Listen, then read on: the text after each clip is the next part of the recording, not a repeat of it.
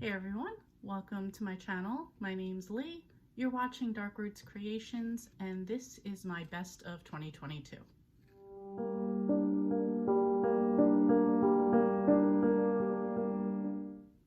Okay, so I have to say I'm kind of shocked that when I went back on Goodreads and kind of filtered out what I read, and by rating, I have 25 books that I gave 5 stars to in 2022. I don't think I'm necessarily like an easy 5-star rater. In this case, I just think I read some really good books last year, and I figured I'd go over them, and clearly you'd know what I recommend. So let's get started. So first up is The New Husband by DJ Palmer, and this is a thriller. I was gonna say that I gave 5 stars too, but duh, I just said I gave all these 5 stars. And in this one, a woman's husband goes missing. After a while, they have to like kind of declare him dead. And the woman meets a new man, and this is like somebody who's a teacher at her daughter's school. And the daughter's kind of like not as trustworthy as the mom, but the mom feels like, oh, he's amazing, he's everything, and blah, blah, blah, blah, blah. And after a while, things just don't seem as wonderful and amazing as she thought. So the story goes on from there. Absolutely suggest it. I'm probably going to say that 24 more times.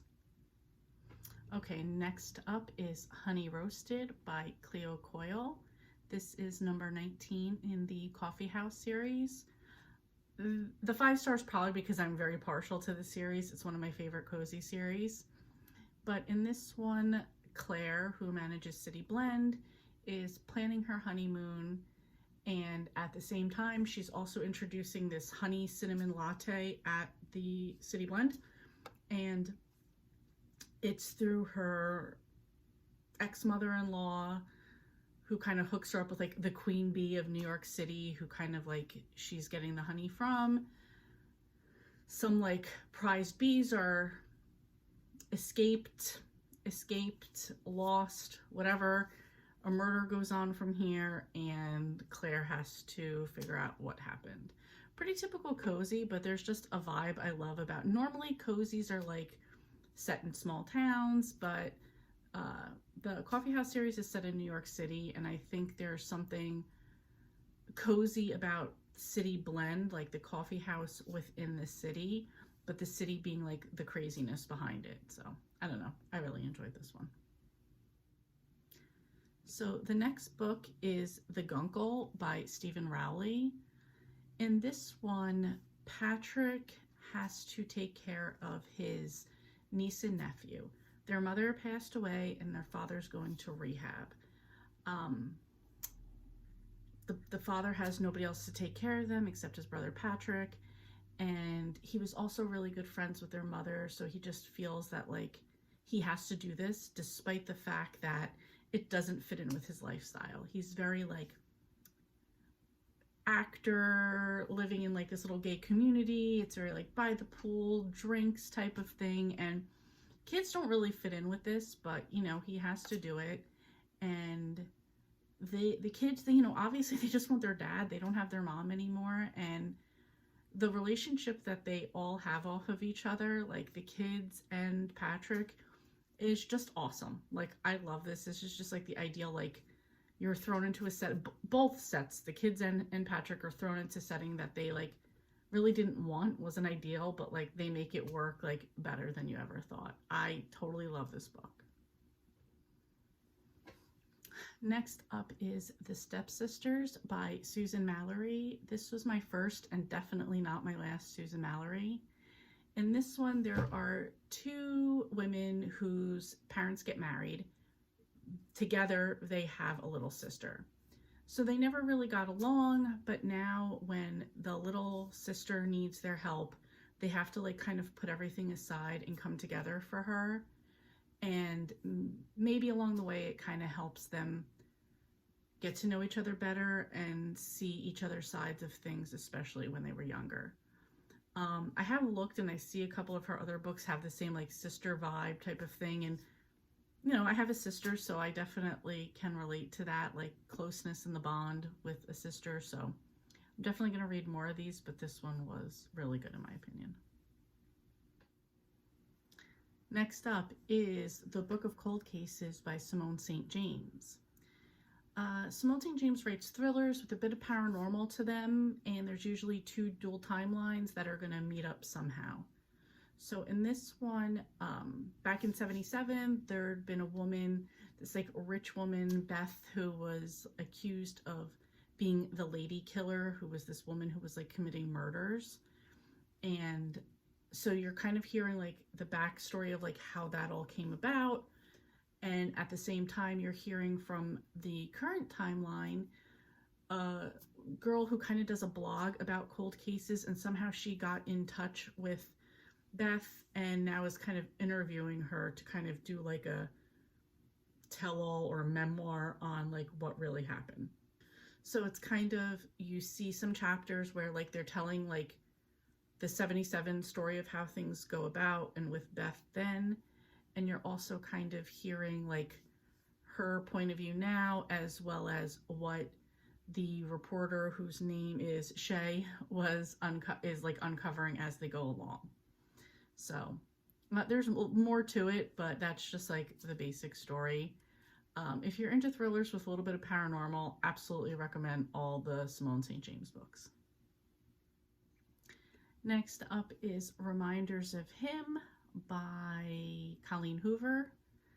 In this one, Kenna served time in prison. Now she's out and she wants to get her daughter back. She goes back to the town where she was from, and she kind of meets up with somebody that turns out has a way to get in touch with her daughter. So she kind of starts falling for this guy, and you know, in like a typical trope, it's like, oh, you were using me the whole time to get to your daughter. Not really. It's not really what she was intending to do. It just kind of falls that way. And she's trying to, or she wants to try to prove that that's not what happened to, you know, with this guy, as well as try to get back the trust of the people who have her daughter so she can like just even see her daughter. So I know some people love or hate Colleen Hoover. I happen to love her, so I enjoyed it. I know some people won't, and people have issues with the way she writes, but whatever. I liked it. 5 stars. Next is Now and Then by Kathy Daly. This is number 4 in the Resort at Castaway Bay. I spent a good part of 2021 and 2022 reading Kathy Daly's Bay series. There's Resort at Castaway Bay, The Inn at Holiday Bay, and another Bay series. I can't think of it right now. But in this one, there's Sydney, who is a forensic psychologist. She, throughout the series, teams up with Ezra Reinhold, who's like a reclusive billionaire who loves dealing with cold cases. And she actually, Sydney came here sort of like, I don't want to say running away from her past, but to kind of get away from something. And it kind of catches up with her a little bit in this one. Throughout all of these series, some of them are hit or miss for me. Some are exceptionally good and some are just okay. This was an exceptionally good one for me.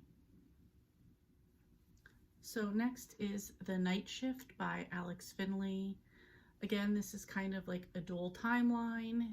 In this case, there were 2 murders set 15 years apart, I believe, and each one had a final girl scenario in it. And now we're in the current time, and there's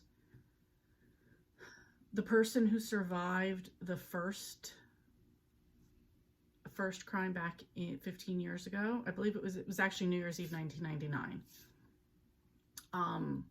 The brother of the original suspect and the FBI agent who's like determined to figure everything out. So it's kind of like trying to use like the old 99 crime as well as the new crime and, you know, solve it from there. A bit of a thriller to this one, more of a mystery though. And I'll be honest, I've read a couple other Alex Finley books and I enjoyed them, but I think I was drawn to this one because the first murder that takes place in 1999 took place at a Blockbuster in Linden, New Jersey, which is like the town where I met my husband, and it was like a town pretty close to where I grew up. So I don't know, that just that aspect made me want to read it more. So there you go. Next up is number 5 in the Resort at Castaway Bay by Kathy Daly, and this one is Prove or Perish. So the number 4 was Thanksgiving. This was a Christmas one, and in this one, there's a dad who kidnaps someone he believes killed his daughter, and basically the case comes to Ezra, and it's kind of like he gives them 5 days for them to either, so like Ezra, Sydney and the team have to have 5 days to figure out what happened, or this girl's gonna get killed. So it goes from there, and these 2 books back to back were really good. I really enjoyed both of them. Okay, next up is The Hotel Nantucket by Ellen Hildebrand. It's no secret that I love Ellen Hildebrand. Everything gets 4 or 5 stars for the majority from me about her books. In this one, there's a little bit of a past timeline, in which case, so the hotel back in the 20s, somebody was killed there. There's always been rumors of haunting, and it just kind of went downhill from that point on. And now somebody new bought the hotel. They're redoing it. They're trying to like move past the old reputation of it.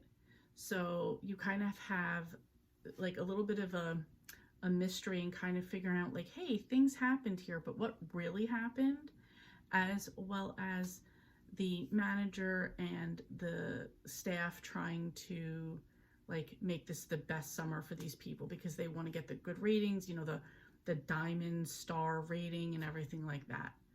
There's also a woman that she's kind of like known as like almost like going from hotel to hotel and kind of giving a rating. So they're pretty sure at some point she's going to show up, and they like, you know, so they're trying to figure out which guest is going to be her to like try to give her like the best treatment possible. It's kind of funny because I had guessed early on more like, wouldn't it be funny if this is how that worked out? And I was right. So it didn't ruin it for me at all. It just made it better that that's like how it wound up being in the end. Again, I love Ellen Hildebrand, so I will always recommend her books. Next is Message in the Mantle by Kathy Daly, and this is number 3 in the Inn at Holiday Bay. I really don't know exactly what it was about this one that I loved so much, but in this series, Abby moves from San Francisco to Holiday Bay, Maine, and in this one she is starting to like refurbish and making plans for like the grand opening of the hotel. And yeah, that's really it that I see. I don't really even know what I loved so much about this one, but I gave it 5 stars. All right, next we have Mr. Lemoncello's Very First Game by Chris Gravenstein. This is a prequel to the Mr. Lemoncello series, which I absolutely love.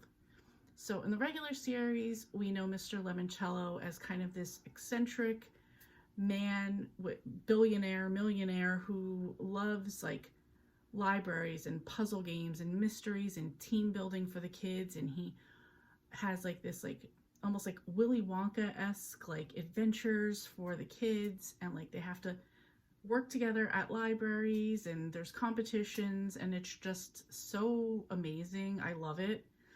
And in this book, this is back when Mr. Lemoncello was just Luigi Lemoncello, and a carnival comes to town and he kind of sees somebody, and you can see that this man is how Luigi is going to emulate himself in the future.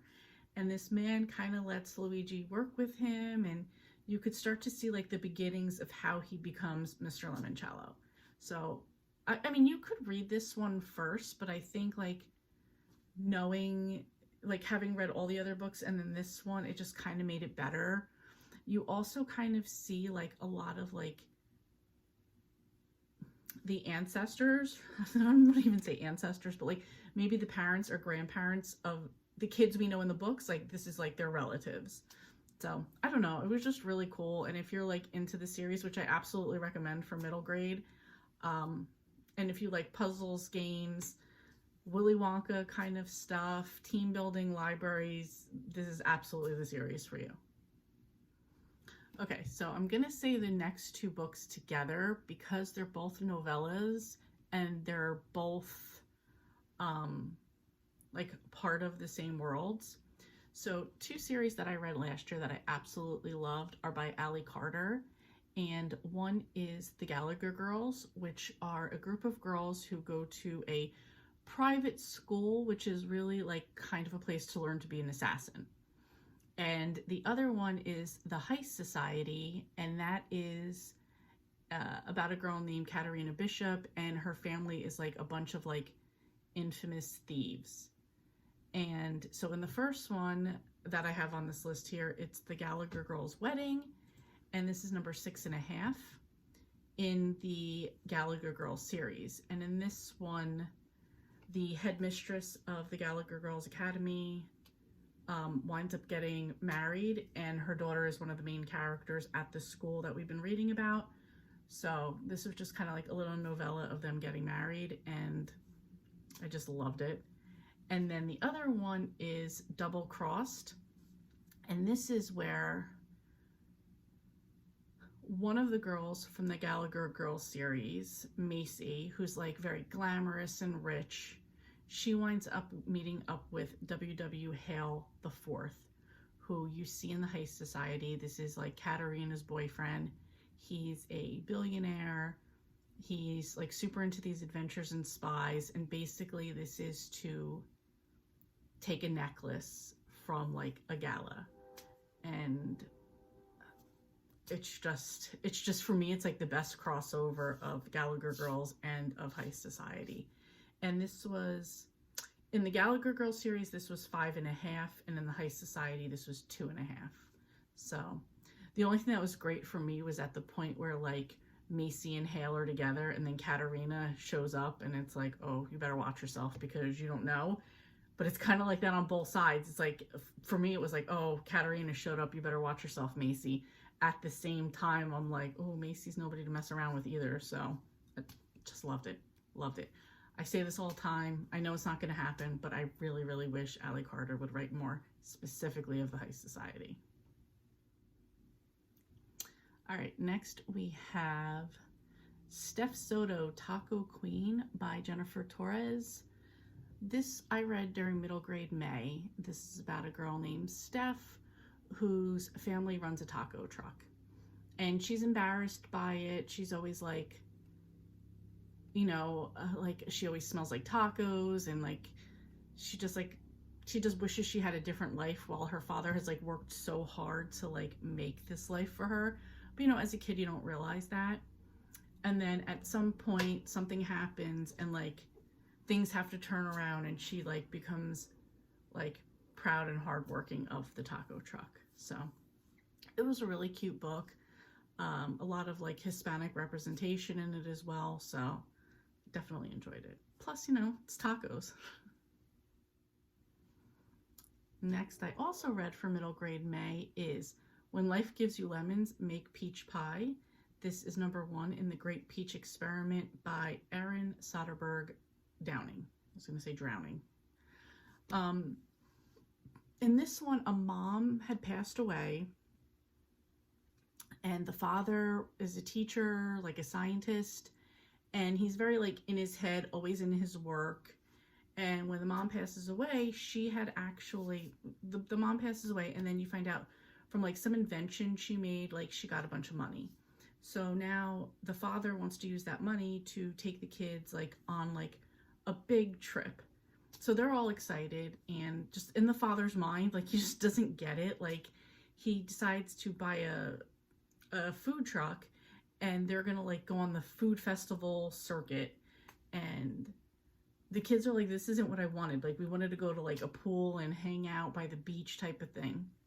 But it's, it's a family type of book, so it's great because each of the kids has a way to shine during the book.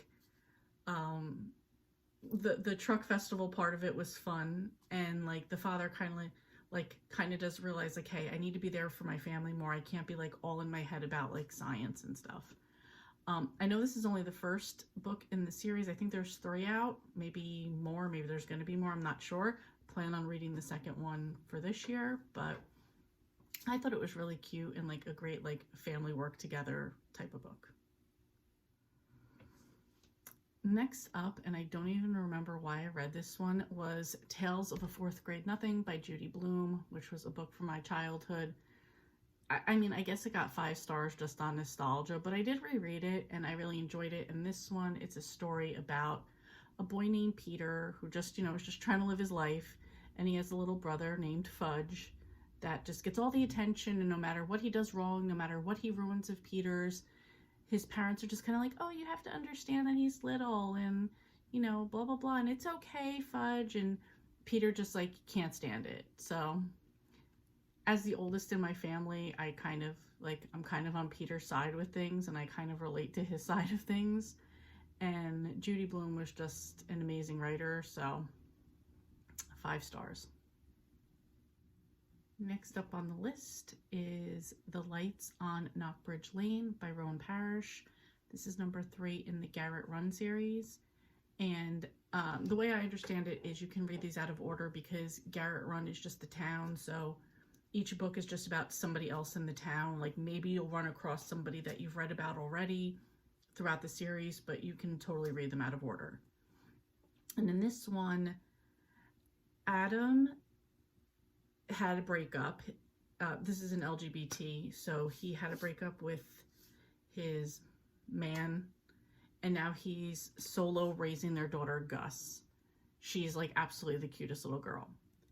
And next door across the street is a dude named Wes, who's kind of, I don't know, a little strange, awkward. And Gus just becomes totally fascinated with him. He kind of like, I forget what it's called, but like, works with bugs and stuff. And she just becomes fascinated, just like she's such a curious little kid. So everything's just like genuine curiosity. Adam and Wes sort of start a relationship, then it kind of falls back a little, and then it starts up again. This also takes place over Christmas, so there's like a side story of Adam wants to help Gus achieve her dream of like kind of having like the most lights for Christmas. So absolutely heartwarming, super sweet book. 5 stars. Love it. All right, next up, and hopefully you'll be done hearing me say that soon. This is Note in the Nutcracker. This was number 7 at Holiday Bay. This took place over Christmas. So I think what I probably liked most about this one, and I'm sorry, like I'm kind of reading the notes that I have over here for this one, was the hotel's up and running at this point, or the inn's up and running at this point, and it's filled with guests at this point, and so you're kind of like learning about what each person's story is about why they're there. And it says one of the guests, a single woman named Miley, finds a long forgotten letter to Santa in the mouth of a life-size nutcracker that Abby recently purchased from a local antique store. The list doesn't ask for toys from Santa or games, but time with their parents. Now I remember what this one was about. So Miley had actually come to the town kind of looking for Mr. Right, and in the process of finding this letter, she kind of like, it's almost like a cold case in that, is like she kind of like tries to go back to the past and find out who the person is. She becomes fascinated with like learning the story of what happened with them. Not going to give anything else away, but I really did enjoy this one. Next up is The Passengers by John Mars. This was a buddy read. It's a thriller about taking place in the future, and at this point all cars are like remote self-driving, and a bunch of people get in their car just every day like normal. It's programmed to go wherever they're going to go.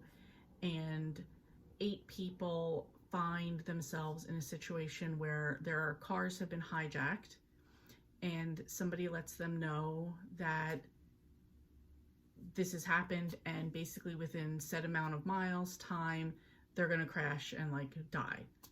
This is also being broadcasted as like a social experiment where there's like a committee of people that determine like whether an accident was your fault or not. And of course it's always in the fault of the driver for some reason, because of course the AI behind the cars wouldn't be wrong, right? So it's kind of always a way of like making themselves right.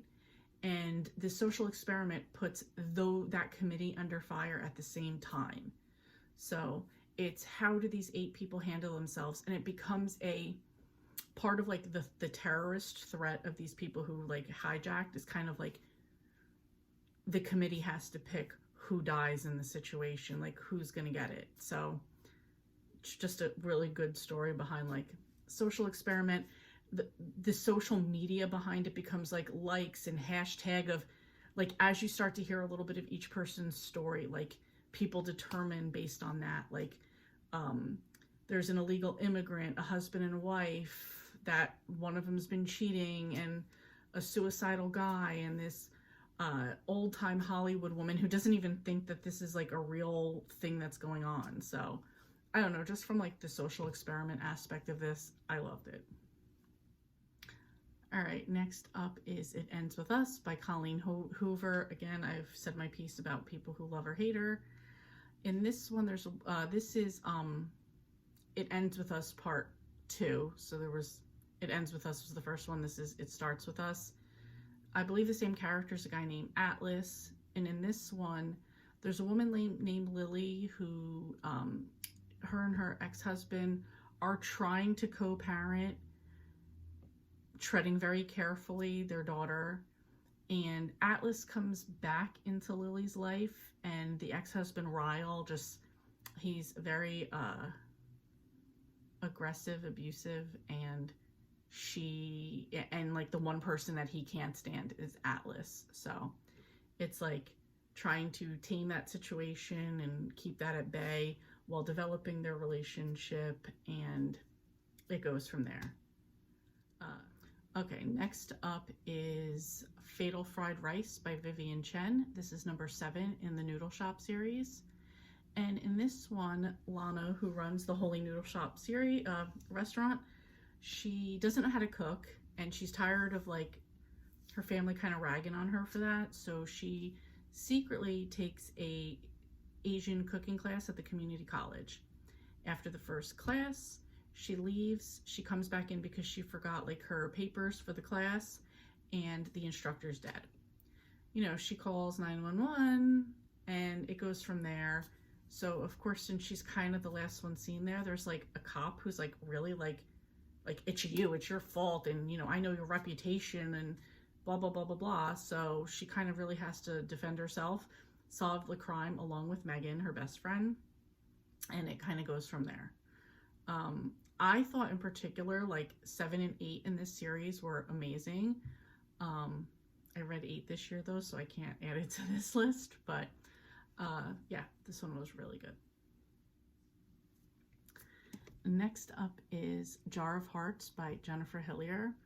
First book I read by her, not the last, and both were 5 stars from this year. So in Jar of Hearts it says, this is the story of 3 best friends, one who was murdered, one who went to prison, and one who has been searching for the truth all these years. So this is about 3 friends. It was Angela, Gio, and Kai. And when we start the book, it's like 14 years later from the time of Angela's murder. And Gio and her boyfriend are both being sentenced for the murder of Angela. And now at this time, Kai, who like loved Angela, who loved Gio and was like best friends with Angela, he's a cop now, or he's a detective, and he's like trying to solve the crime. Gio and her boyfriend both wind up going to jail, and within a year the boyfriend escapes, and there's becomes very similar murders to how Angela was killed, and it kind of just goes from there. There was so many like little twists in this. Some I guessed, and some I didn't, and with both I wasn't disappointed. I absolutely love this, and this was a buddy read with my friend Sharon, and I couldn't wait to jump on doing another one by Jennifer Hillier. Next is The Collective by Allison Galen. And this says, just how far will a grieving mother go to right a tragic wrong?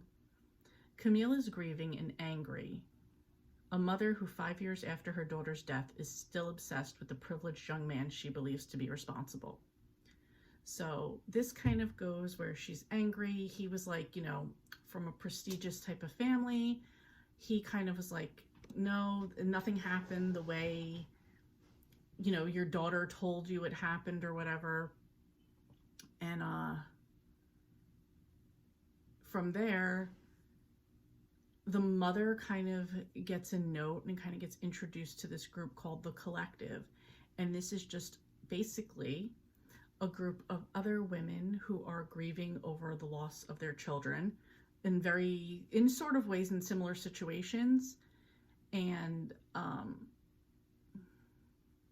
in similar situations in the way that it wasn't just like, oh, you got hit by a bus. It was just a tragic accident. It's sort of like a murder or something very similar to how this happened. Like the daughter was like raped and beaten type of thing.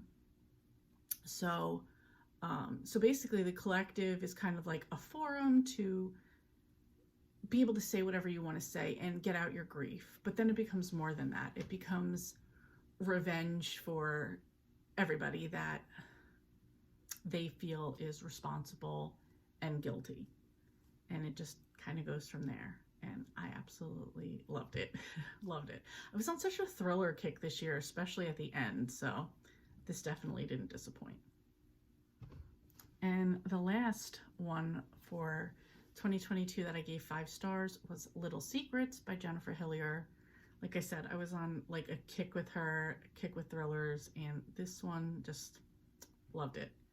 And this one, there is a couple whose son disappears while they're like at Pike's Place in Seattle, and I'm pretty sure.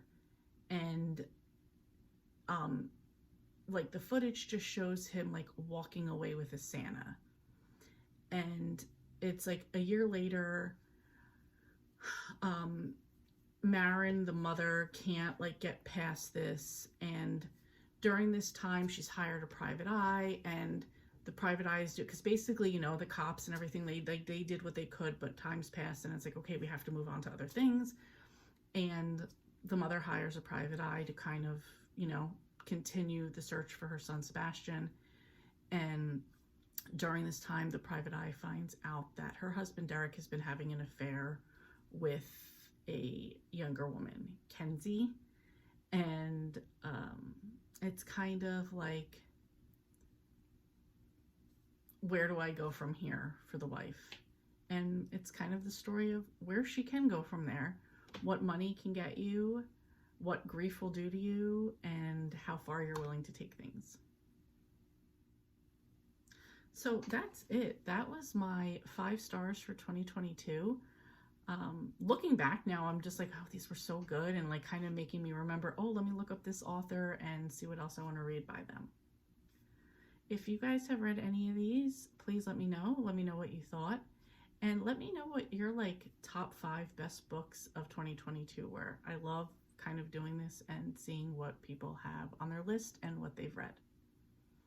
Thank you so much for watching, and I will see you next time.